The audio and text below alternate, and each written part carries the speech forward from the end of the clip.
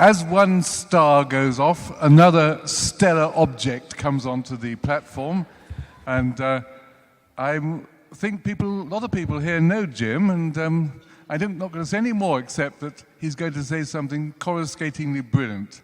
And I won't be able to hear him at all because I can't hear what the speaker's saying. So it'll be sad for me. Please.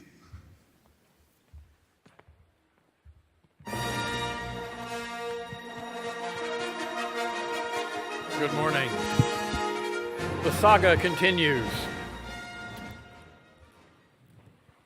About 15 years ago, I delivered myself of some opinions about the future of libraries and librarianship in a book called Avatars of the Word. The guilty words are here on screen before you now. You will recognize that academics are given extra points anytime we can use the words Henry James in a sentence. That explains some part of this, but I did venture myself to compare the future of librarianship to the mythic heroes Natty Bumppo and the Jedi Knights of Star Wars. I did not ask permission of Natty Bumppo, of librarians, or the Jedi Knights before I undertook to say these things, and I thought I had escaped safe and sound until last February the Jedi came back for me and informed me that I was being appointed university librarian at Arizona State University. I took a deep breath. It's one of the most exciting institutions of higher learning in North America. I think and say whenever I get the chance that I think we have the best and most venturesome president in higher education. He has charged us to think big and to do bigger in the libraries, and that's what we will be trying to do. At the same time, there are plenty of times when I wake up in the morning and ask myself just what I've gotten myself into and whether this isn't the Jedi's way of coming back to exercise their revenge. So I enter the saga of Star Wars in Episode 6, The Revenge of the Jedi. I realize I need to do a small footnote right there because many of you will be remembering right now that you saw a movie called The Return of the Jedi, and you're not quite sure about this one. The true Star Wars fans among you will know, however, that the first version of that film was to be called The Revenge of the Jedi, and went very far forward in that direction until George Lucas or someone decided that the integrity and good character of the Jedi meant that they didn't engage in revenge. Well, be that as it may, there are opportunities for librarians everywhere, and one that my colleagues took at Arizona State University Library was to score a copy of the promotional poster for the original title of the movie to go along with our collection of documents and, yes indeed, Star Wars toys that we have in the special collections at ASU. Collections are often driven by opportunity. Episode 6, The Revenge of the Jedi, then, is the space in which I find myself living and working. I am mostly going to fast forward through this part, however. It has many skirmishes and excitements of one kind or another that I am living. Some of the most inspiriting episodes, well, they come from meeting and working with smart and hardworking and open to change colleagues in the library and beyond at ASU. The more nail-biting episodes have come in other somewhat predictable directions. The one to which I will point as perhaps my biggest single learning at the ground level, operational level, skirmish level of librarianship in 2015 is that whatever we think may happen for the future, right now, when it comes to electronic books in our libraries, things aren't working. We are getting products whose functionality is limited and crippled in a variety of ways. On one of the aggregator sites that we use, we are told that you can copy 38 pages or print 76 pages of a given book. What's that about? When was the last time with a print book you said, I think I'll copy 38 pages? Hasn't happened to me. We also find ourselves limited by things like simultaneous user numbers and checkout periods. You can check out one of our ebooks for 14 days. You have no incentive to give it back early, so you've used it for 10 minutes and it is kept out of sight for 14 days until someone else is able to use it. This simply doesn't work. The prices aren't sustainable. We have hard work to do in that area and many others. But I want to concentrate for today on thinking forward to the next exciting episode of Star Wars. You're getting now here the special advance preview of what you'll be able to see in the theaters starting in mid-December. And you can reveal as many of the plot details as I give away to all of your friends. I'm not sure how popular that will make you, but I hope it helps. And so I'm going to talk about what seem to me to be three very high priorities for librarianship. And then at the end of those three priorities, I will ask a question that points further forward into galaxies yet undiscovered. I talk about three because of an old friend who likes to say that if you have more than three priorities, you really don't have priorities. The discipline of three is a way of thinking about what is genuinely strategic, what is genuinely important. In a new job, you're often being torn by all of this week's crises and this week's needs, while you think forward to a future seen only intermittently and only in glimpses. Today, I want to look flatly at that future and describe for you how it seems to me, as a newcomer to this profession, where the central issues for our success for the decades to come may lie. I am by training and practice a professor of ancient classics. This gives me the habit of thinking about the long term. I'm not necessarily always thinking forward 2,500 years, but it is useful, I believe, to look forward 20 or 50 or 100 years and ask yourself where you want to be, where you need to be in that time, and then work backwards to what would be the most important things to work on for now. So I have three simple principles to enunciate and about which to say a few words.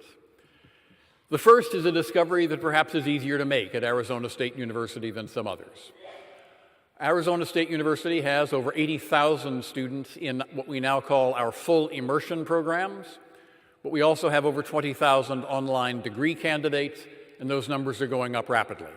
When you hear the promotions on NPR that count how many current online degree programs ASU has, whatever number you hear is incorrect, because we just rolled out another one this week. So we have to think about those online students, but my discovery is that we're already there in the universe of online students for all 100,000 of our education seekers.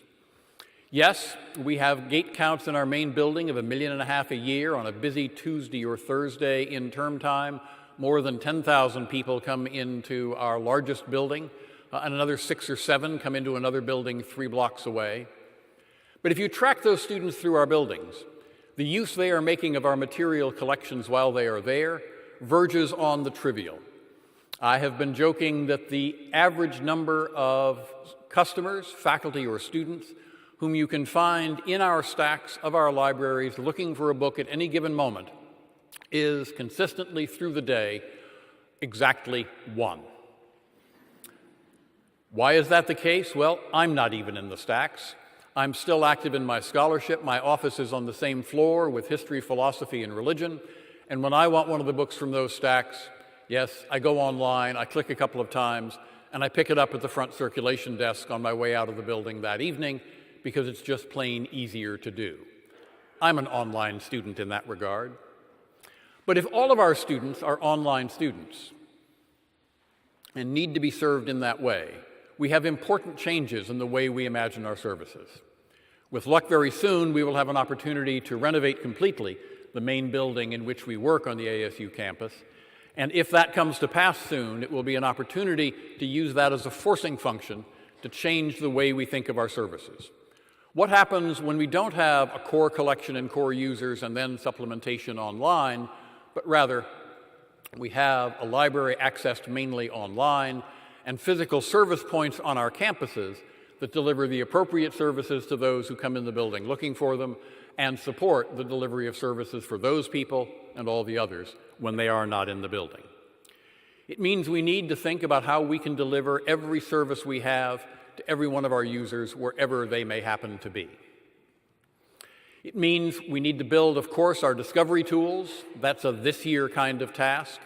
I would point very quickly and in passing to the work of David Weinberger at Harvard, who's been talking about the library-sized hole in the internet. I think there is a library-sized hole in the internet. We're too hard to find.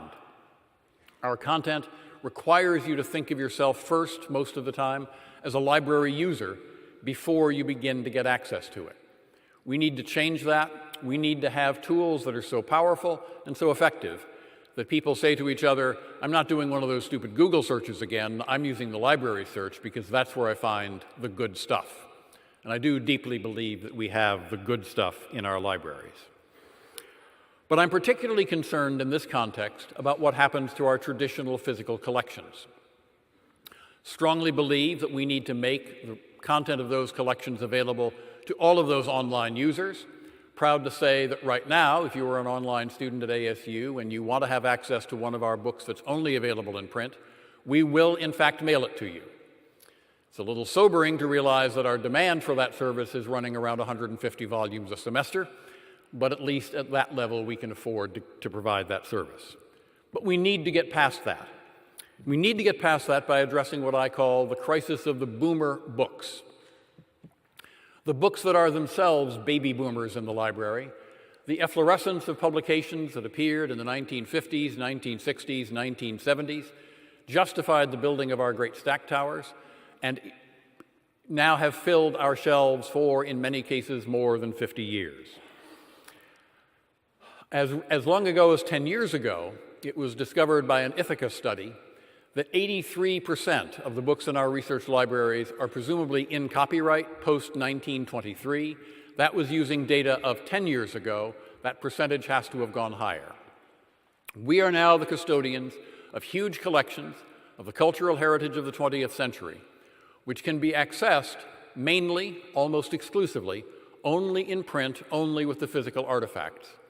At a time when information users' behaviors are increasingly focusing on what's available here, now, in my hands. I say that it is a vital strategic task for us as a culture to imagine how our libraries can be genuinely online libraries, not merely by digitizing that content, but by making it available to users. I think, hope, and believe that we're coming to a point where even the most restrictive views of rights holding and the prerogatives that come with rights holding will be competed with by the recognition that if you are not making your content digitally available, your content will be increasingly invisible and unused. I'm talking to senior scholars of my acquaintance about the challenge they will face as they retire and leave their great books behind on the library shelves if those books are not readily available in some form for a wider audience. Those books themselves also provide a serious conservation issue, as many of them are reaching that stage of advanced middle age where they need to see the doctor just a little more often than they used to once upon a time. I have in mind, for example, a typical best-selling novelist of the 1950s, Alan Drury, Advise and Consent. What's become of Alan Drury lately? How many of you have read an Alan Drury novel? Not as many as used to. His 25 books, we have 23 of them in the ASU library, I'm happy to say. But only 9 of them are available on Kindle, and Kindle is a lousy format if you want your book to survive. 16 are in the collections of HathiTrust, but HathiTrust, of course, is only able to provide limited search access to them. My example is to say that if anyone wants Alan Drury's books to be known or remembered 5 or 15 or 20 years from now, they will have to cross a bar into the world of digital information. And the challenges of doing that case by case right now are prohibitive. We may indeed soon, fingers crossed, have a new Librarian of Congress, therefore new leadership for the Copyright Office. I see that as a moment we should all seize upon to bring stakeholders of various kinds together for conversation about what it will take to get us to the end state at which the default for the books that have made up the culture of the last 100 years and before, the default situation is that they be available digitally, accessible digitally, for some price. Of course, my favorite price is $0, but for some reasonable price. I think I'm willing to pay the fair market price for a 1950s not bestseller novel, because I think that fair market price is probably 5 or 10 cents, and maybe we can negotiate it down in a big deal. I say the pricing doesn't matter so much as long as the pricing is sustainable. The access is what we need. If all of our students are online students, then we need to deliver information in forms in which they will use it, and in which it is sustainable for us for the longest term. Second principle, knowledge is a verbal noun. Now, I need to do a show of hands, and this stage, for those of you who haven't been up here, is a little challenging for this. So I have a question, and I'm going to squint into the lights. How many of you, since you got up this morning, have engaged in sophisticated text and data mining against very large data sets? May I have a show of hands? Okay, bad answer. You're wrong. You're all wrong. I'm going to ask exactly the same question again. I want to see the show of hands.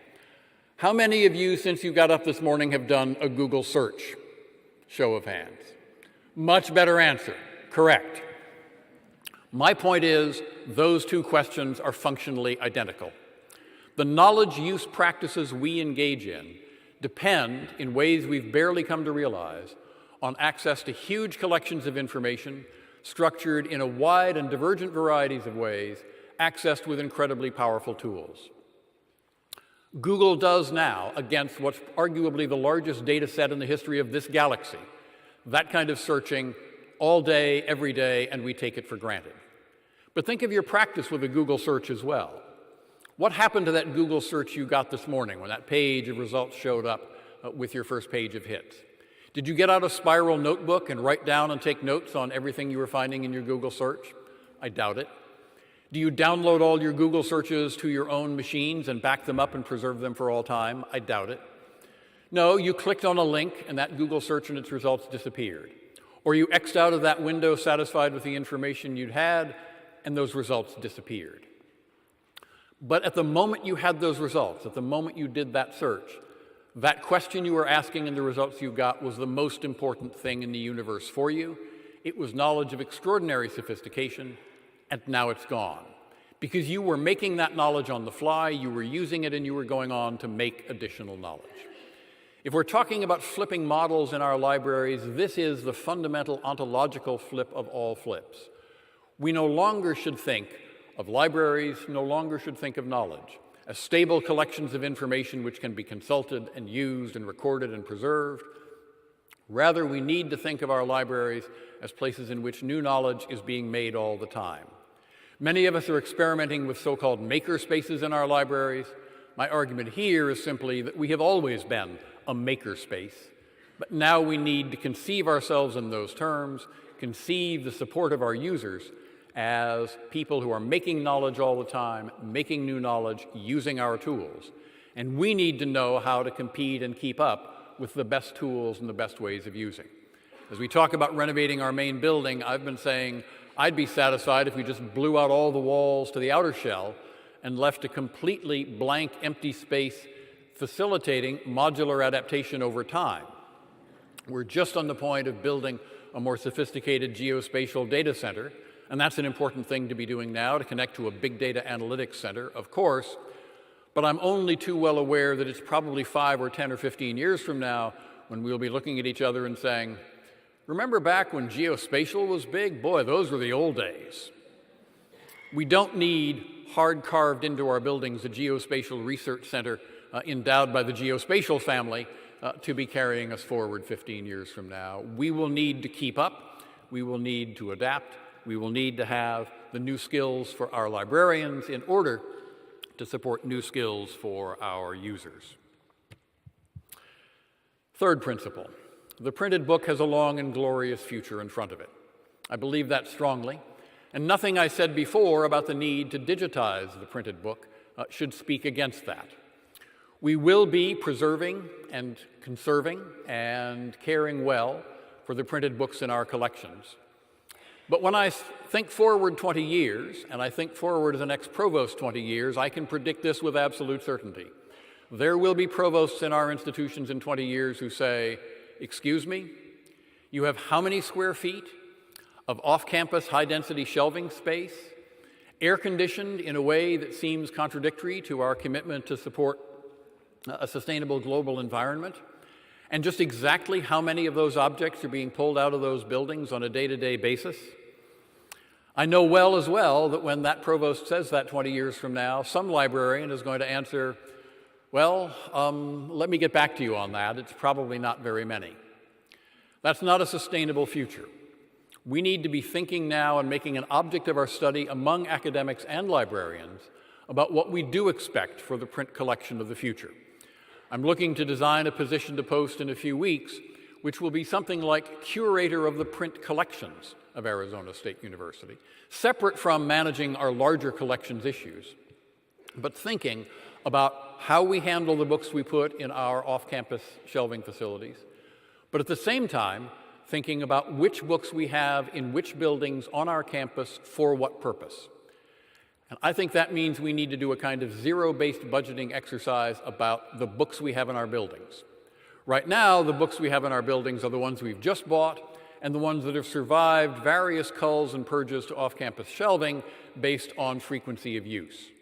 But frequency of use is a very slippery category. Among other things, it becomes a self-fulfilling prophecy. If you say something hasn't been used much and you take it out of your main buildings, it will be used less. And if you carry the question of frequency of use to its logical extreme, you wind up with a very simple and jejune and small collection back on your main campus in your main buildings, which would not represent well the riches of our collections and the possibilities for our students and our faculty to make use of those collections. Should we be rotating books up to the front of the line? I know of one library where it is said that new Italian fiction always goes straight to off-campus shelving because there isn't much audience for new Italian fiction. This says to me, should we have a 3-month period in which all the new Italian fiction is put on the front shelves to remind people of the riches of Italian culture and to introduce them to things they would otherwise fail to see? I'm just groping forward in thinking about this, but it does seem to me to be an underlying principle that we will need to be intentional and deliberate and focused in what we do with our print books as we build the collections of the future. Another thing that is obvious, and others have said it, is that as we move forward, the print books that we cherish and sustain, particularly in our main buildings, will increasingly be those that we regard as genuinely special collections. And what will differentiate us, one library from another, 20 and 50 years from now, is not which databases we subscribe to, but what unique materials we have in our libraries, including our bootleg Star Wars posters. So those are my 3 principles. All of our students are online students. Knowledge is a verbal noun, and the printed book has a glorious future in front of it. Those each represent huge challenges and tasks for us in librarianship, as all of you well know and recognize. Those are the areas in which I think we should be putting focus for the next 5 and 10 years, because those are the areas that will make the most difference for our success in years to come. When we get distracted by the skirmishes of the moment, by, let's say, arguments with vendors about e-book interlibrary loan practices, I think we need to be referring those skirmishes to these major principles as we think about the future we want to build. But let me then point one question further beyond that and ask you what a universal library would be like. The universal library of that distant future. I have one very clear picture of what it won't be like. This is the library of the Jedi from those movies.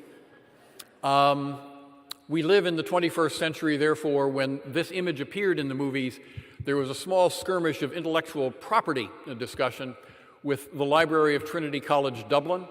This space resembled, it was said, a little too much, the Great Hall of Trinity College. I am proud of the academic profession to say that Trinity College decided to take no legal action as the basis of this. But this is the Jedi Library, and it embodies 2 things that I think are absolutely untrue about the universal library of the future. First, it's a collection of stuff all in one place. No, that's not the future. But more important than that, it was a collection for the Jedi themselves. It was a collection for a defined body of users in a particular place with their Jedi Knight net ID cards authenticating themselves for access to the building and the online databases. And you see a little Jedi action going on down on the main floor there. At Arizona State University, one of our leading principles in the last decade has been that we will define our success not by who we exclude, but by who we include. And it is one of the things that makes me proud of the institution, that we have been creative and successful in finding ways to incorporate students and faculty into our university who would not have had those opportunities before. We have tripled, for example, in the state of Arizona, the number of Native American students who attend ASU and get degrees. We are now producing more Native American PhDs per year than any other university in history. That comes with effort, but it is an embodiment of a recognition in our institution that we succeed when we make success possible for all who come from whatever backgrounds and from all everywhere. That means that we need to think forward to what it will take to build that library collection of the future, and I use the singular there, that really is a single library collection without duplication of activities, without duplication of efforts, no longer negotiating 1,000 different licenses for 1,000 different communities, but finding a business model whereby we can sustain publication and access and make the most universal access possible.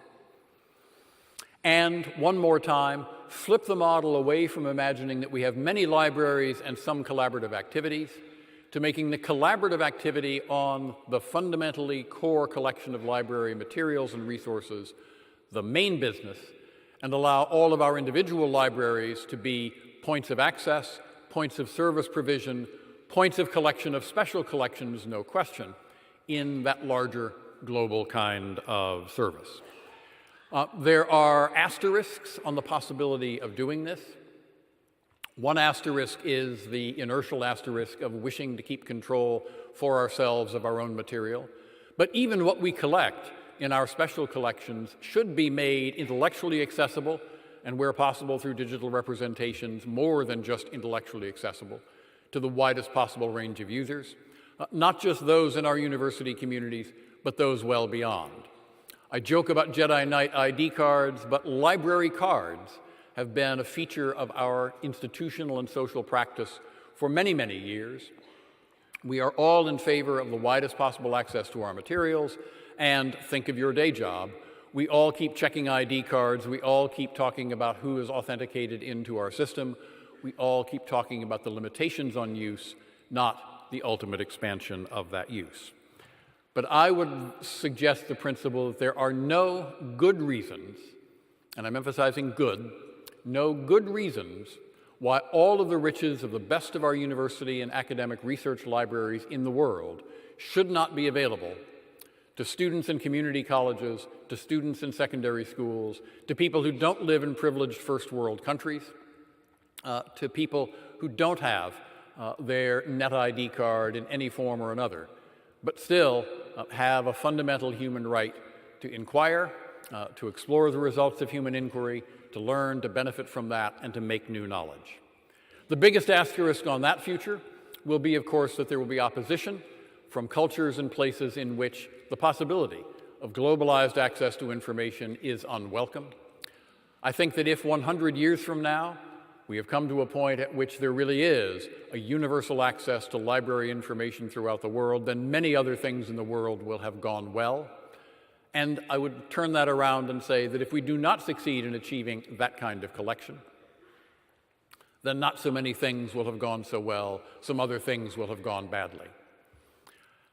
If the first three principles I outlined suggest very large, very expensive strategic tasks for all of us in the immediate and near future, asking this question poses what seems to me to be the mother of all strategic questions about the future of libraries, and to suggest that as we go forward as librarians, we need to think that we live indeed not simply on a small speck of dust floating around a particular sun in a particular corner of the universe, but that even in libraries, we live in a very large galaxy among many other galaxies that we know in the world in which we live.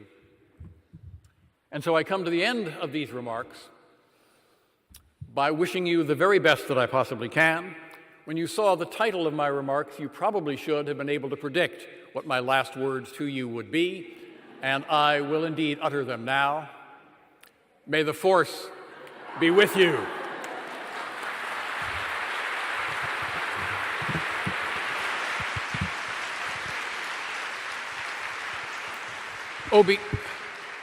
Obi-Wan Watkinson will now proceed. Thank you so much. Now, Questions. We have a question already down here. Look, she's moved very fast. Please move. Say who you are. I'm Susan Ariev. I'm the Academic Services Librarian for Education and Philosophy at the University of South Florida. You'll have to speak very carefully because we have difficulty hearing. It's not your fault. It's just so be very, very slow. Not very slow, sorry, slightly slow. Can you hear me? It's very bright here, so it's even You can step back. This will do. No, step back a bit. Go ahead. One of the things that has driven libraries and their success has been scarcity. And now that's not how we are effective anymore. And I was thinking about what you were saying about online, particularly with monographs and collecting monographs. With the advent of Google Books, and there's a place in Russia, there's an online location in Russia where you can steal anything, literally any monograph. The graduate students in philosophy department go there instead of the library, and they steal whatever they want, pretty much. Could you ask a question? Sorry, please. Ask a question. Pardon me? Question, yeah.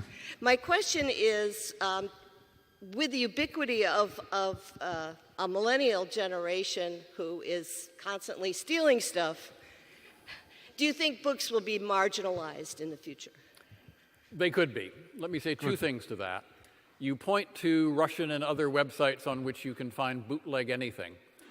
I think a sign of the instability of our current digital access to particularly monograph information is that if I'm given a choice between the aggregator-provided, limited to 38 pages copying version of the ebook or the bootleg PDF on the Russian site, I would choose the bootleg PDF every time because it has more functionality than the official product does. That's the reverse of the way the world is supposed to work. A bootleg Louis Vuitton bag is supposed to fall apart, not work better and last longer and have more features than the one you pay $1,000 for. But it's a reality that these sites exist. It's a reality that that competition exists. I take that as a direct evidence of the failure of our publishing and selling system to work that way. Will our students still know what's there? Will they find it? Almost the first thing I said to my new colleagues at Arizona State was that if we imagined a world in which we monetized every single transaction in the library, and then I had to say, no, we're not going to do this.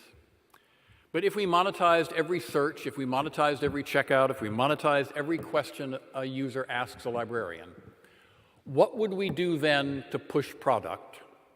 Question. And then I said, whatever the answer to that question is, that's what we should be doing now. We need to think of ourselves as having a functional role as marketers for what we have, as well as providers. Simply to stockpile material in a vast digital warehouse and say, good luck, you can find stuff in here, will not do our culture, will not do our users any good whatsoever. There is another word for marketing devices in librarianship, and it's the word I've used already today, discovery tools. We need to think of our discovery tools as our marketing devices, as our ways of making it possible for people to find not just what they already know they want, not just to answer the search query that they came in with, but to be able to find the thing they didn't know about before they got there. I think we could indeed lose access, intellectual access, to vast collections of precious cultural material if we don't solve that problem. Thank you. Thank you. Awesome answer and awesome presentation. Thank you. Is there anybody up there? No, the gentleman here. Hi, Steve Knowlton from the University of Memphis. I understand your point about all students being online students and wishing for ebook access. Many studies have shown that reading print improves comprehension and retention. So I have two questions for you. Do we have a responsibility to drive students to print for those reasons? And secondly, can it be done? Answer to the second question, don't know, I hope so. Answer to the first question is yes, I do think we have that responsibility. And that's where I think it's important to build deliberately the print collections that we have in our buildings, and to think about how we make them accessible, how we present them, even down to questions of how wide the aisles are between the stacks of shelves and how high they rise. Because what was once a miracle of access to an incredible treasure house of literature is now, by comparison to other ways in which we can access material, difficult, cumbersome, hard to use. If you haven't met them yet, we do have students already for whom the concept of the call number is just a little bit too unfamiliar and a little bit too challenging. And those students are the ones who will never find their ways into our stacks. I will offer this one sobering comment, though. In my Avatars of the Word book, I talked about people who, in the first generations of the printed book, were skeptical about the newfangled printed book. And I found one monk in particular who said that the printed book was no good because you hadn't copied it out yourself, the way his monks had done, because you learned a book a whole lot better by copying it out than by just taking something off the shelf and reading it. True enough. I haven't copied out a book by hand. You know, I think I have in fact copied one book in my entire life, and it's a long story, and it was well worth doing, and I got a crick in my neck from typing it into the computer 30 years ago. I tell that story again by way of saying, inevitably in these moments of transition, there is loss and gain. And in the long term, we have a kind of blind faith that we will hang on to as much as we need of what could otherwise be lost while taking advantages of what we gain. It doesn't happen easily. It doesn't happen automatically. We've been here before. We'll be here again. We have, is there anybody up there who I can't see? Wave if you have a question. No? Please. Okay. Bob Holly, Professor Emeritus, Wayne State University. What do you see for your faculty members in scholarly communication in this future? Right now we have issues with publication where good research is no longer viable. Faculty members are moving to self-publication. With all of the stuff out here, how will there be the vetting that now at least assures some quality when this vetting may disappear, even if the research in some cases is excellent? I have no crystal ball on that subject. It is an urgent one for us. I have perhaps more faith than some do in the library profession in the eventual workings of a market-type space to provide some resolution for what we have, but I recognize that's accepting a level of risk. The core value that I think our academics for scholarly publishing need is the value of quality control and responsible intellectual access to what has been published. And so my own, probably if I were allocating my own efforts in this area, I would spend more time on peer review and peer review systems than on business models. If we know what the good stuff is, if we're sure we can identify what the good stuff is, I probably have at some point then faith that we will get access to it. And that takes you back to the question of discovery and marketing tools. In a way, the Oxford University Press catalog of monographs at any given point is a discovery tool. It's a place that scholars go to look to see what's new from a trusted source. And yes, we probably bias towards that because it is so much a trusted source. All the Oxford University presses of the world need to think how they are both embodying that excellence and marketing it. And there will be new players and new competitors who may have new and better ways to do those things. Thank you. And we have time for just one short question for the person who may be John Dove over there. Yes. I can't see him properly. This is John Dove, formerly at Credo Reference, but now I'm on the NISO Standards Discovery to Delivery Topic Committee. I'm really interested in what you've painted as a picture of the future. But one question it seems to bring up is access to everything going to serve the institutional needs of a particular student? So telling a student coming into the Parsons School of Design who has 14 months to get an MFA, oh, it's all there. It seems to me it's not just marketing the materials in that local library, it's actually curating the whole big library, the one you paint the picture of. So it seems to me it really changes some of the role and importance of certain reference librarians and other aspects of librarianship. Well, let me not scare you away with that word. I'm putting marketing over a bundle of practices. I'd say curating your collection is a marketing activity. But curating your collection in a way that users cannot make use of the value of what you have done is bad marketing. Good marketing is curating it in ways that make it easy and obvious for you to approach this. I think we will consolidate acquisition, storage, and access to large bodies of information much more centrally than we do now. But at that point, the local Jedi Knight at the School of Design will be the one who knows his or her community, knows how to work with that community to provide the right kind of curation, discovery tools, marketing, whatever you will call it, that really works to get young people coming into our buildings for the very first time to find the good stuff that they need to find as efficiently as possible. We're proving, in I think a global scientific experiment right now, uncontrolled scientific experiment, that finding the bad stuff is amazingly easy. And we need to discourage that practice as much as we can, but it will always be easier to find the bad stuff than the good stuff. That's why the Jedi Knights, the librarians, will still be needed. Thank you so much, Jim. Thank you. Now,